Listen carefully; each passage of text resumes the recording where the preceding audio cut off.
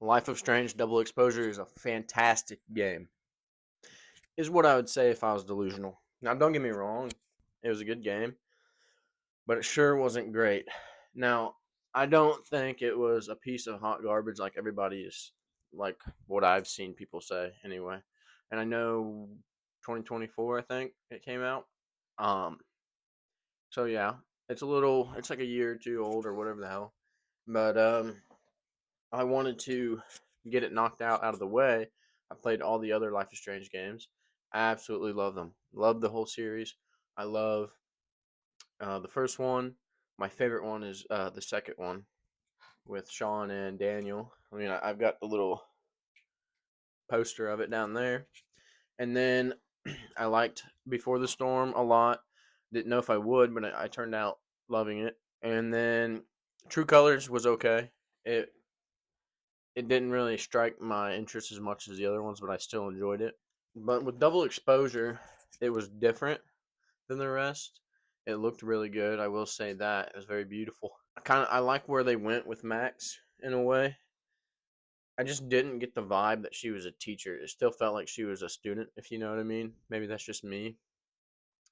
The other characters in the game, they were all right. They definitely weren't as strong as past the previous game characters, but I really did like Moses out of all of them. I think the most, and I know Sophie's like a huge part in the thing. I kind of low key didn't give a shit about her. I thought she was kind of annoying. She was kind of just a piece of shit the whole time. Maybe that's just me. I don't know, man. I don't know. So the game definitely isn't terrible, but I think it's the weakest one in the series for Shursky, and I wanted to get it out of the way before the newest one comes out, which comes out in March, I think. So a couple months away, and I think I might pre-order that like right now, actually, or here pretty soon. Because I think if you pre-order it, you get extra skins or something. I don't know. I am pretty excited for Chloe to come back. I think that if I had to rank characters in all of the games, all of them together, my favorite character is Sean, and then I'd probably go Chloe next. Which might sound crazy putting Chloe over Max, but I just love Chloe's personality and how much she doesn't give a shit and she does her own thing. I think that's how everybody should be. Not to a certain extent, not as much as she does that, because she does gonna go a little overboard sometimes. But Sean, Chloe, Max, top three. That could be kind of a crazy list. I don't know, but that's how I that's how I put it. Um, I liked I liked how they changed her power up a little bit to make it like it's a different character, but still Max. I do think the rewinding time's better than the two timelines, and also the two timeline thing. I don't know if I'm just an idiot, but I thought it was kind of confusing at some points, and some of it didn't make sense at all. And another huge problem that I have with the game, I guess it's not huge, probably over exaggerating, but I found it really annoying that whenever you were doing something and you're supposed to be sneaky, or like, for example, there was a part where Lucas is sitting at his table on his laptop, and you were supposed to go mess with his stand up poster thing, literally 5 feet away from him, and he doesn't see you doing that. He doesn't see you doing that. Like, I'm sitting there drawing on it. Brother doesn't even notice. And that happens multiple times in the game. Like, how do they not see you? Or when you're trying to hide from the detective in Moses's room, you're literally in plain sight and the boy can't see you. And I know, like, you can switch timelines and hide that way. I'm not talking about that. I'm talking about there's moments where they're literally right there and they don't notice. But it's really not that big a deal if you're just there for the story or whatever. It's no bummer or nothing, but I felt like that was a weak point. And then the biggest problem that I have with these story based games, or fuck, the biggest problem I have with these decision games, mostly like Life is Strange, I feel like they all have this problem. Whenever you're talking, like say Max is talking, you click on something and she starts talking about it. you take like 2 steps away, it cuts off the dialogue. Just cuts it off, man. Now, I know that's not super important. Like most of the shit you're gonna forget about anyway. Like it's kind of pointless to click on everything, every little picture. But it doesn't even have to be pictures. It can be a dialogue in the campaign or in the story, and you step out of bounds or whatever too much, and it cuts off the dialogue, and you're like, well, don't know what they were saying now. So that's awesome. Overall, the story for this one, I would I would give a 6.9, which seems pretty high for me, just kind of like talking trash on it.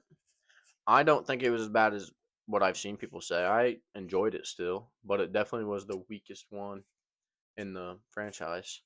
I do think they're gonna bounce back with the new one with what's it called? Reunion. I think since Chloe's coming back, it's gonna be super strong, and they're gonna want to do good from the bad reviews. I don't know if the other one.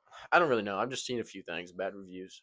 I think they're gonna want to bounce back pretty strong. I think they should go back to the OG vibes, which I do like the new look. I like how clean it looks and the graphics are good. But I'm pretty hyped for the new game. And another thing that I thought was really like, this is just my opinion. I know some people probably enjoyed this part of the story, but spoilers. I mean, I've kind of already been spoiling stuff, but if you get to romance a decision between two different people, that's how they all are.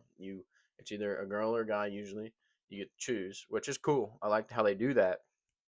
But I really saw I see Max as kind of like she just like does her own thing. She's kind of a single guy or single person. That's just the way I look at her. I know a lot of people want her to be with Chloe and stuff. I look at Chloe as a best friend, and the same. That's how I looked at Amanda too. I didn't want to romance Amanda. I saw her as a friend. Um, I feel like you got to get to know someone more than just meeting them at a bar. Which I guess she was there for a few months that we didn't see, but I feel like they didn't know each other all that well. And then you get to romance Vin, I think's his name. Vin with an H. Also very quick, and I thought he was kind of weird. Like, and they all the characters like three different people. Like Vin, I don't care that he likes guys or any of that, but he likes like two different girls. He likes Moses. He thinks Moses is hot, and Gwen. Like all five people of the game he likes.